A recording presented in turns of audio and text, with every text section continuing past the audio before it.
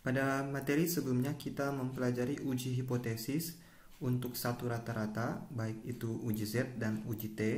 Kemudian kita mempelajari tentang uji proporsi yang menggunakan uji Z, dan kita mempelajari juga uji varians yang menggunakan distribusi chi-square.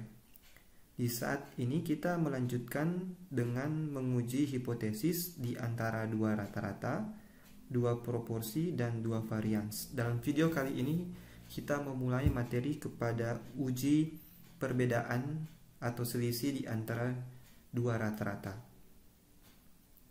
Jadi pada materi sebelumnya kita mempelajari uji hipotesis, kita memakai uji Z, uji T, dan uji chi-square untuk kita menghitung sampel mean, sebuah rata-rata dari sebuah sampel, lalu kita juga memperhatikan variansnya, juga proporsinya, dan ketika kita menghitung itu kita membandingkan satu nilai itu dengan sebuah nilai pada populasi, lalu kita menentukan apakah hipotesis nolnya itu akan ditolak atau tidak.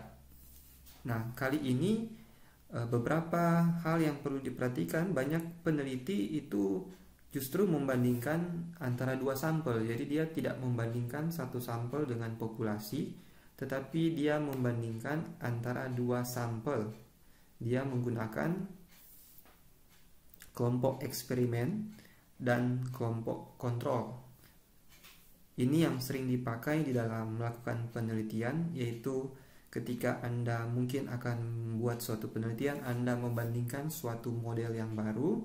Model yang baru itu Anda bandingkan model yang kontrol, yaitu model yang memakai sistem yang lama.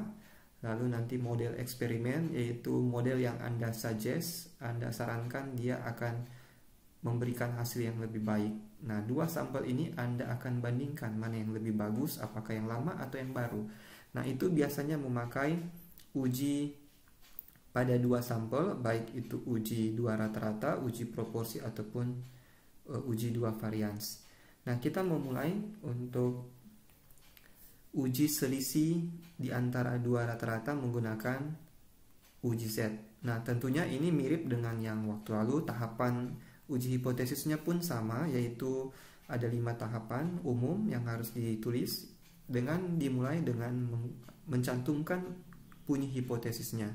Karena di sini dia ada dua sampel, maka hipotesis yang akan kita tulis itu berbentuk seperti pada layar. mu1 sama dengan mu2 atau mu1 tidak sama dengan mu2. Ini kalau nanti permasalahan yang kita hadapi apakah dia lebih buruk atau lebih baik. Atau dengan kata lain digunakan kata berbeda. Apakah model yang baru berbeda dengan model yang lama?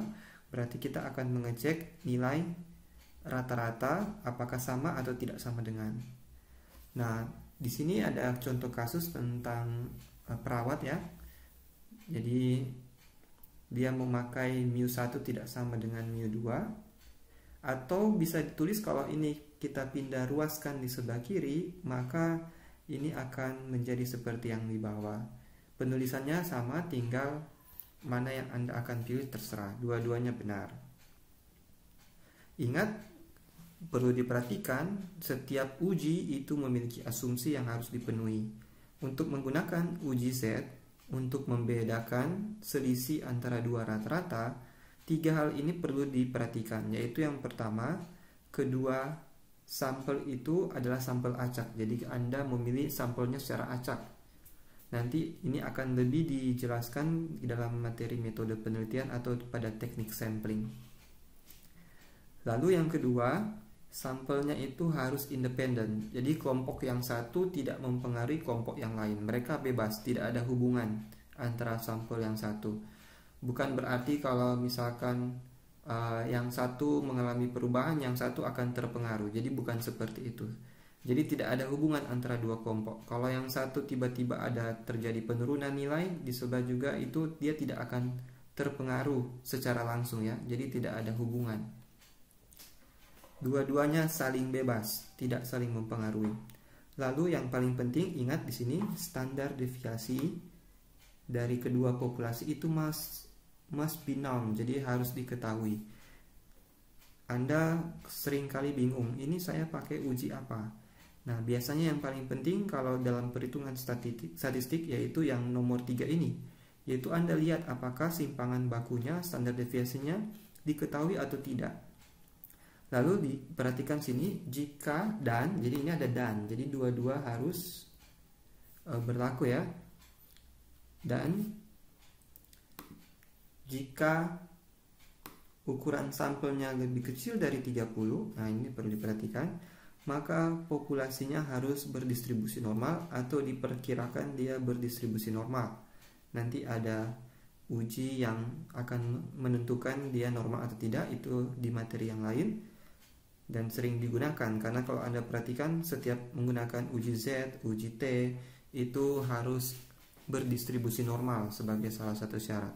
Kenapa demikian? Karena yang kita pelajari sekarang adalah statistik parametrik, yaitu perhitungan statistika, uji statistika yang berdasarkan suatu distribusi. Nanti pada materi selanjutnya kita akan mempelajari statistika non parametrik.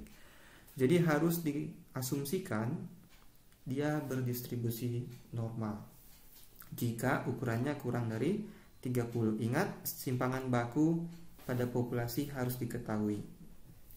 Nah, berikut ini adalah rumus uji Z untuk Z hitung. Jadi nanti kalian akan membandingkan Z tabel dan Z hitung di tahapan uji hipotesis, dan Anda akan melihat perbandingan seperti bab dulu, yaitu Z hitung dan Z tabel.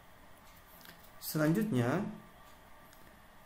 supaya lebih mudah kita berpindah ke sini, yaitu yang perlu diperhatikan juga bagaimana kalau penelitian itu hanya memperhatikan lebih dari, yaitu mu1 itu eksperimen ya, lalu yang mu2 itu yang model yang lama, yang kontrol. Jadi kita mau mengecek apakah model yang baru itu lebih baik dari model yang lama, maka hipotesis yang kita gunakan seperti ini, atau kita bisa tulis seperti ini, sama saja. Kalau kita mengasumsikan bahwa akan lebih buruk ya, sesuai kasus yang kita tentukan nanti, maka dia akan bertanda lebih kecil dari mu2. Jadi tidak selamanya yang lebih besar itu lebih bagus ya. Bisa saja di sini adalah kita melakukan penelitian efek samping misalkan, maka kita berharap mu1 sebagai model yang baru itu efek sampingnya lebih kecil daripada yang keadaan sekarang. Jadi belum tentu mu1 lebih besar dari mu2 itu selalu menjadi yang permasalahan lebih bagus ya, bukan seperti itu. Tetapi disesuaikan dengan keadaan, apakah mu1 besar dari mu2, keadaannya apa, lalu mu1 kurang dari mu2, bentuk kasus yang seperti apa. Selanjutnya perhatikan bahwa langkah pengerjaan sama seperti uji hipotesis satu rata-rata, tahapannya sama, tetapi kita sekali lagi menggunakan rumus yang berbeda. Mari kita lanjut. Di sini ada contoh mengenai waktu luang, tentang penggunaan waktu luang. Jadi studi terhadap dua kelompok sampel yang beranggotakan 35 orang, ya. Ini sampel. Lalu setiap mereka ada 35, lalu rata-rata mereka diselidiki, ya. Rata-rata mereka diselidiki, yaitu di umur 26 sampai 35 mereka menghabiskan waktu kosong mereka itu rata-ratanya 39,6 jam, dan mereka yang berada di grup 46 sampai 55 tahun itu mereka menghabiskan waktu luang mereka itu adalah 35,4 jam. Jadi ini mau dibandingkan dua kelompok. Lalu ingat, ini asumsinya adalah standar deviasi populasinya diketahui, yaitu kelompok pertamanya itu adalah 6,3. Saya kasih penekanan sini, highlight 6,3. Ini harus diketahui ya. Kalau tidak diketahui standar deviasi populasi, berarti bukan uji Z yang akan dipakai. Lalu pada kelompok yang kedua yaitu 5,8 jam. Lalu diberikan nilai taraf nyata alfa ya. Ingat sekali lagi, alfa itu apa? Yaitu peluang kalian melakukan kesalahan tipe 1.